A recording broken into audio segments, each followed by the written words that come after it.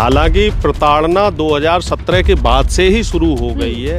खुली डकैती पुलिस द्वारा करी जा रही है, खुले खुले इनकाउंटर करे जा रहे हैं। अगर आप हफ्ता नहीं देंगे तो पुलिस आपका इनकाउंटर कर देगी, फर्जी केस दिखा देगी। हमें सबसे पहले भेदभाव नहीं करना। एक देश हिंदुस्तान संविधान के हिसाब से ही चलेगा और सिंपल सा मोटिव है, जब जो सरकार संविधान को ही नहीं मान रही वो कुछ भी कर सकती है। कि चाहे वो हिंदू हो चाहे वो मुसलमान हो, जो भी हो, ठीक है, वो सबको इसी तरीके से रखेंगे। जो उनकी नहीं सुनेगा और जनता की तो बिल्कुल भी नहीं सुनेगा, जो अपना हक मांगेगा उसके साथ यही होगा, क्योंकि लाठी हमारे हाथ में है। जज और वकील है वो कहीं भी किसी भी तरह के बयान दे देते हैं। आपके नेता हिंदू मुसलमान के खिलाफ नफरत फैला रहे हैं। आपके खुद के विधायक ये कह रहे हैं कि 50,000 गायें रोज कट रही हैं उत्तर प्रदेश में। खुद के विधायक चैलेंज कर रहे हैं कि सपा की सरकार होती या किसी और पार्टी की सरकार होती तो हम इसको ठीक कर देते।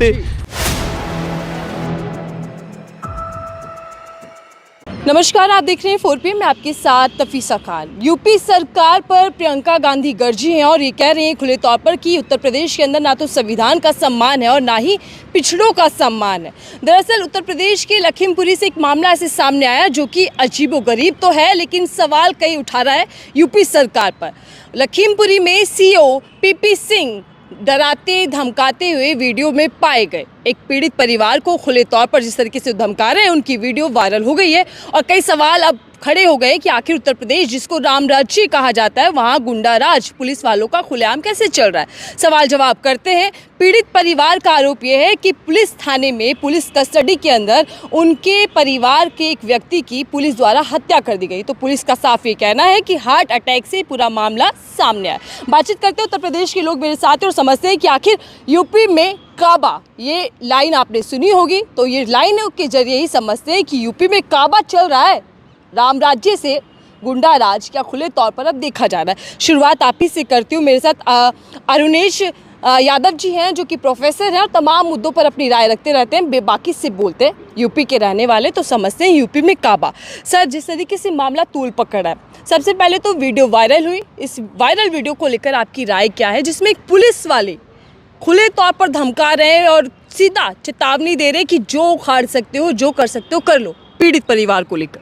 अभी तक तो पुलिस वाले छुपके इस तरह के काम कर रहे थे। हालांकि प्रताड़ना 2017 के बाद से ही शुरू हो गई है। खुली डकैती पुलिस द्वारा करी जा रही है, खुले खुले इनकाउंटर करे जा रहे हैं। अगर आप हफ्ता नहीं देंगे तो पुलिस आपका इनकाउंटर कर देगी, फर्जी केस दिखा देगी। लेकिन इस तरह का जो मामला आया, ये पहला ऐसा मामला है जिसमें ऑन द कैमरा पुलिस वाले बेखौफ होके कह रहे हैं कि आपको जो बिगाड़ना है हमारा बिगाड़ लीजिए, हम तो ऐसे ही करेंगे। पहले पीड़ित व्यक्ति को थाने में ले जाएंगे, वहाँ उसकी पीट के हत्या कर देंगे, उसके बाद उसका फर्जी केस बना के मामले को रफा दफा कर देंगे।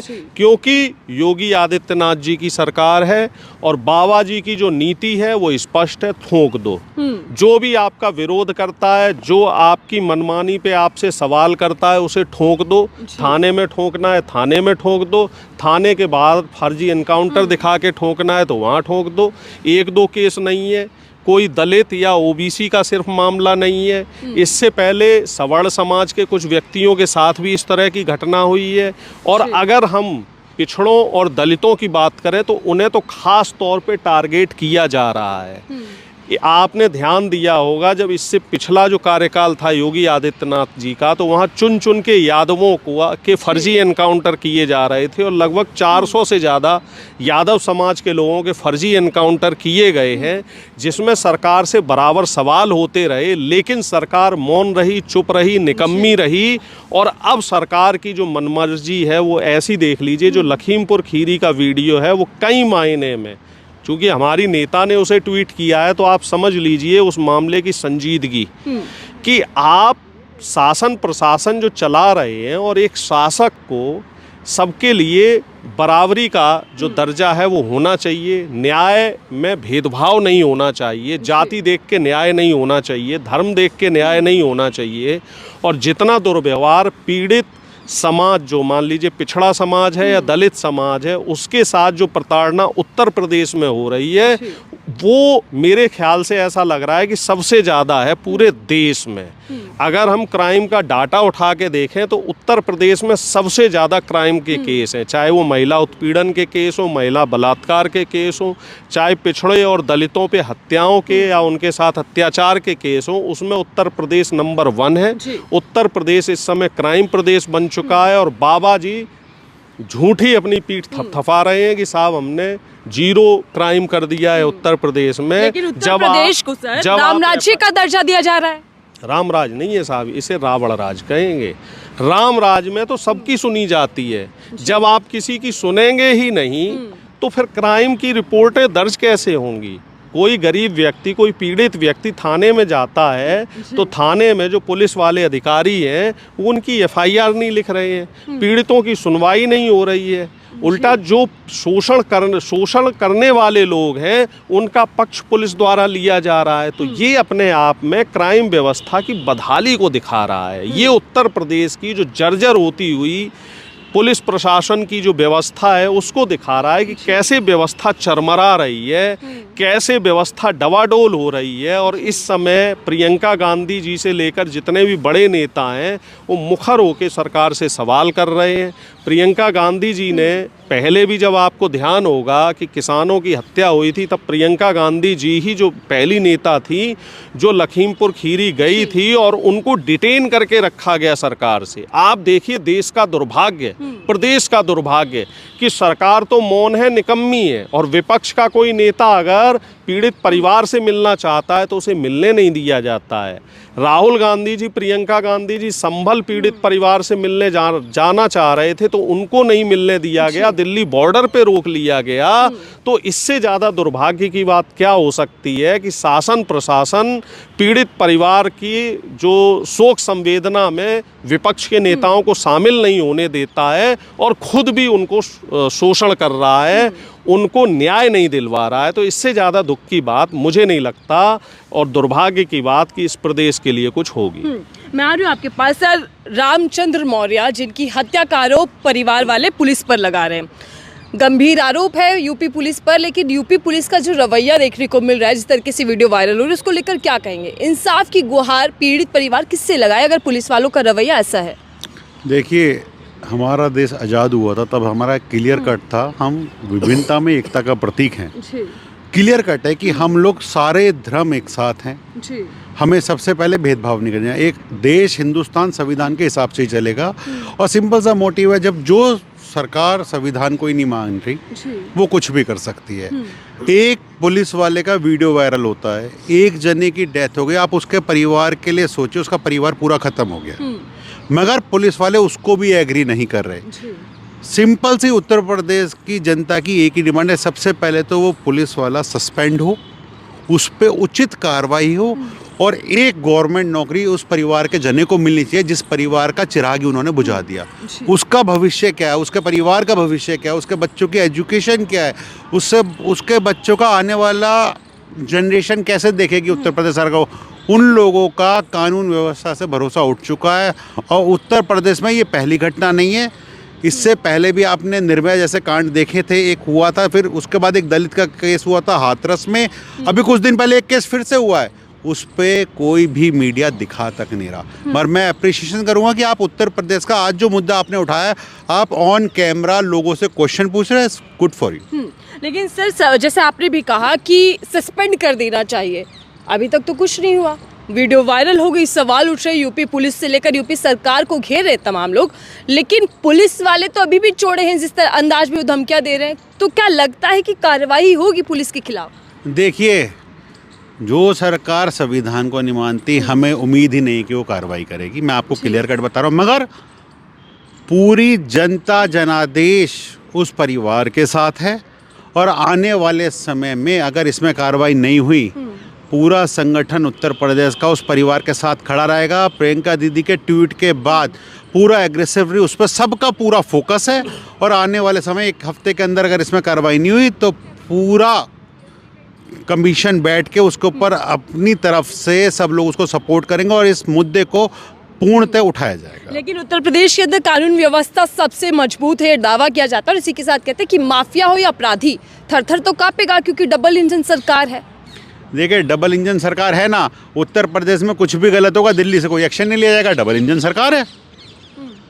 जब कोई गलत कर रहा आप उसके खिलाफ एक्शन लेंगे। आपने सुना होगा कुछ पिछले अप्रोक्सीमेटली 7-8 ईयर से यूपी में एनकाउंटर बहुत सारे हुए हैं। एग्री, किसी ने एनकाउंटर की जांच करी? नहीं करी। मगर एक मासूम मर जाए, उसमें वीडियो भी वायरल है, उसके बाद भी कार्रवाई नहीं हो रही। तो आप ये समझिए कि कोई डर रहा है। पुलिस के लिए भी संविधान उतना ही महत्वपूर्ण है जितना हम लोगों के लिए है। तो आने वाला समय यूपी का बहुत अंधेरी की तरफ जा रहा है, हमें इस पर एक्शन लेना बहुत ज़रूरी है। लेकिन यूपी के सीएम कहते हैं, हालांकि देखिए वीडियो वायरल हो रही है और इस टाइम योगी आदित्यनाथ के बयान भी खूब वायरल हो रहे हैं। योगी जी कहते हैं कि इतिहास गवाह है, जब जब हम बढ़ते हैं तब तब हम कट जाते हैं। इसीलिए मैंने कहा था कि बटेंगे तो कटेंगे, एकजुट रहेंगे तो फिर साम्राज्य राम राज्य वापस लाया जा सकता है। योगी जी के कहने का मतलब है अगर हम बट गए तो कटेंगे। तो जो इस समय जिसकी मौत हुई है वो भी हिंदू समाज से ही आता है।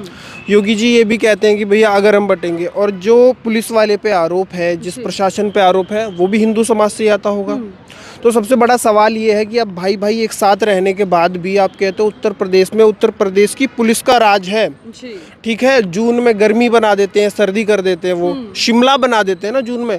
तो वो ये दिखा रहे हैं कि चाहे वो हिंदू हो, चाहे वो मुसलमान हो, जो भी हो, ठीक है, वो सबको इसी तरीके से रखेंगे। जो उनकी नहीं सुनेगा और जनता की तो बिल्कुल भी नहीं सुनेगा, जो अपना हक मांगेगा उसके साथ यही होगा, क्योंकि लाठी हमारे हाथ में है। इस समय उत्तर प्रदेश की पुलिस के पास लाठी है और जो मन आ रहा है वो उस तरीके से कर रही है, क्योंकि सैया हुआ कोतवाल तो भैया डर काहे का। अब योगी जी खुद कहते हैं कि भैया ऐसा कर देंगे, इसको जून में मतलब ठंडी कर देंगे। तो सोचो पुलिस वालों को कितनी पावर दे रखी होगी। और वहीं पे अगर कोई इस पर एक्शन लेता है या अगर अपनी आवाज़ उठाता है तो फिर मोदी जी बैठे हुए हैं। जब मोदी जी कुछ नहीं कर रहे, ऊपर से अगर और मामला सुप्रीम कोर्ट तक जाता है तो वहाँ पे भी कागजी तौर पे सारी सुनवाई हो जाती है। संभल जितना इतना बड़ा मामला, जहाँ पे एक नहीं, ये मान के चलो कितने पुलिस वाले सब ये थे कि भैया इन्हों बंदूक चलाते हुए दिखाई दे रहे हैं, वो पत्थरबाजी किसने की, कैसे की, सारी चीज़ थी, को भी रोकते दिखाई दे। वो सारा मामला, वो इतना बड़ा मामला था, उस पे जब कोई कार्रवाई नहीं, उसके बाद भी वहाँ मंदिर ढूंढने जा रहे हैं, वहाँ और मिट्टी खोदी जा रही है। तो आप समझ सकते हो, तो छोटा सा मामला है। अभी लखनऊ में आपने देखा था, एक पत्रकार था, तो एक पत्रकार जब अपनी वाइफ के साथ, अपने बच्चों के साथ एक ठेली पे खाने जाता है, तो भाजपा का एक मंत्री अगले दिन आके जो वहाँ पे एक तरीके से बोनी का काम करता है, उगाई का काम करता है, वो आके धमकाता है, पत्रकारिता निकाल देंगे, ऐसा कर देंगे। तो राजधानी के अंदर जब ये सारी चीज़ें होंगी तो फिर लखीमपुर खीरी वही है जहाँ किसानों के साथ क्या क्या हुआ था, आज तक न्याय नहीं मिला। तो इस सरकार से अगर आप ये सोच रहे हो, चाहे वो पुलिस वाला हो, चाहे कोई गुंडा हो, किसी को भी अगर आप ये सोच रहे हो कि हाँ न्याय मिल जाएगा, किसी आम इंसान को इनसे न्याय मिल जाएगा, सबसे ज़्यादा जो डरने की ज़रूरत है वो भारतीय जनता पार्टी से डरने की ज़रूरत है। और इस समय पे जो पुलिस वालों को इन्होंने इतनी ज़्यादा पावर दे रखी है कि जो बिना संविधान के काम कर रहे हैं, सबसे बड़ा खतरा ये दोनों चीज़ें हैं। तो क्या सीएम योगी संभल की तर्ज पर या संभल के बहाने उपचुनाव जीतना चाहते हैं? उत्तर प्रदेश के अंदर एक सीट पर उपचुनाव होना है, क्या उसी पर निगाहें? उससे कुछ होगा नहीं ना। जिस सीट पर वो चुनाव बचाए पहले भी ये करवा सकते थे, और उससे सचमुच कुछ नहीं होने वाला है। अपने प्रशासन को जोड़ करके जिस तरीके से उन्होंने अभी मीरापुर में और संभल में जिस तरीके से जीता है, ये कर ले तो कोई बड़ी बात नहीं है। लेकिन वही है ना, अब अभी आप पावर में हो, अभी आप पे बाजू में दम है, लेकिन जब जनता मारती है ना तो अच्छा रुकता नहीं है। उसके बाद फिर आगे जब फैसला होगा, सरकार बदलेगी, तब आपको हिसाब देना पड़ेगा। ये उन प्रशासन को भी सोचना चाहिए जो इस समय पे अपनी घमंड में या अपनी पावर के रूप में जनता के साथ गलत करने का काम कर रहे हैं, कि एक दिन हिसाब उनको भी देना पड़ सकता है। अरुणेश जी, प्रियंका गांधी साफ कह रहे हैं कि उत्तर प्रदेश के अंदर संविधान का भी सम्मान नहीं और ना ही पिछड़ों का सम्मान है। तो क्या यूपी सरकार अपने राज्य के लिए एक अलग संविधान तैयार कर चुकी है? जिस तरीके से हम देख रहे हैं कि वोटर्स को गन पॉइंट पर वोट डालने से रोका जाता है और पुलिस वाले धमकाते हैं, पीड़ित परिवार को न्याय इंसाफ दिलाने की जगह उनको साफ कहते हैं कि जो करना है कर लीजिए। यही तो मनुस्मृति है। और मनुस्मृति है क्या कि डंके के चोट पे राजशाही लाना, गरीब को दबाना, पिछड़े को दबाना, दलित शोषित वंचित समाज के उसका जो मौलिक अधिकार है वो ना देना, यही मनुस्मृति है। और मनुस्मृति में साफ तौर पे लिखा गया है कि गरीब और अमीर के बीच में भेद करना है। जो शासक है उसके ऊपर कोई भी आप अपराध नहीं तय कर सकते हो, शासक जो करेगा वो ठीक है। एक तरीके से जो राजशाही है उसका प्रतीक है योगी बाबा जी की सरकार। और बाबा जी तो आज कह भी रहे हैं, कई मंचों से कह रहे हैं कि जो उत्तर प्रदेश में महाकुंभ करवा रहे हैं उससे 2 लाख करोड़ रुपए का राजस्व होगा। लेकिन हमें ये बताइए साहब कि पिछले जो आपकी जो पुरानी सरकारें चली हैं, लगभग 7 साल से ज़्यादा आपकी सरकार चल चुकी है, 8वां साल चल रहा है, आपने कितने युवाओं को रोजगार दिया, कितना इंफ्रास्ट्रक्चर पे आपका काम हुआ, क्या महंगाई पे आपने लगाम लगाई, क्या न्यायपालिका क्या कर रही है, जज और वकील है वो कहीं भी किसी भी तरह के बयान दे देते हैं, आपके नेता हिंदू मुसलमान के खिलाफ नफरत फैला रहे हैं, आपके खुद के विधायक ये कह रहे हैं कि 50,000 गायें रोज कट रही हैं उत्तर प्रदेश में, खुद के विधायक चैलेंज कर रहे हैं कि सपा की सरकार होती या किसी और पार्टी की सरकार होती तो हम इसको ठीक कर देते। जब आपके विधायक ही आपके ऊपर आरोप लगा रहे हैं और उसके बाद भी आप अपनी खुद से ही पीठ थपथपा रहे हैं, तो वो साफ तौर पे बता रहा है कि ये आपके सिस्टम का फेल्योर है, सिस्टम अब आपका पूरी तरीके से क्रैश हो चुका है और देश में जो संविधान है उसके ऊपर एक अघोषित इमरजेंसी लग चुकी है। मैं आखिरी सवाल ले रही हूँ और एक ही सवाल में 2 सवाल, छोटा सा जवाब दीजिएगा सर, कि क्या यूपी सरकार और यूपी पुलिस बेलगाम हो चुकी है और क्या इन तमाम खबरें जो सामने आ रही हैं इनका खामियाजा 27 के इलेक्शन में भुगतना पड़ेगा बीजेपी को? देखिए, अगर निष्पक्ष चुनाव अब भी हो जाए, जैसे जो उपचुनाव हुए थे निष्पक्ष हो जाए, तो अब बाबा जी का सुपड़ा साफ हो जाएगा। अगर 27 में जनता कमर कस लेगी तो बाबा जी 100 सीटें नहीं ले पाएंगे। बाबा जी अपना जो कमंडल है वो लेके वापस गोरखपुर के मठ में पहुंच जाएंगे। चैलेंज नहीं है, हकीकत है। इनसे दलित समाज नाखुश है, इनसे पिछड़ा समाज नाखुश है, इनसे ब्राह्मण समाज नाखुश है, इनसे अल्पसंख्यक समाज नाखुश है। सिर्फ आप कुछ चुनिंदा बीजेपी आरएसएस के लोगों को खुश करके सरकार नहीं चला सकते। आपने जिस तरीके से पुलिस का डंडा पूरे उत्तर प्रदेश में चला रखा है वो साफ तौर पे संविधान का उल्लंघन है और संविधान को बिल्कुल तार तार किया जा रहा है। ठीक है, धन्यवाद हमसे बातचीत करने के लिए। उत्तर प्रदेश के लखीमपुर के सीओ पीपी सिंह की वायरल वीडियो के बाद यूपी सरकार बुरी तरह घिरती जा रही है, फंसती जा रही है, लेकिन सवाल ये है कि आखिरकार उत्तर प्रदेश में चल क्या रहा है। आपकी राय साझा कीजिएगा, कमेंट बॉक्स में लिखकर बताइएगा कि क्या यूपी के अंदर राम राज्य की जगह गुंडा राज स्थापित करने की वापस से कोशिश की जा रही है। आपकी राय दीजिएगा। देखते रहिए 4PM, मैं थी आपके साथ तफीसा खान।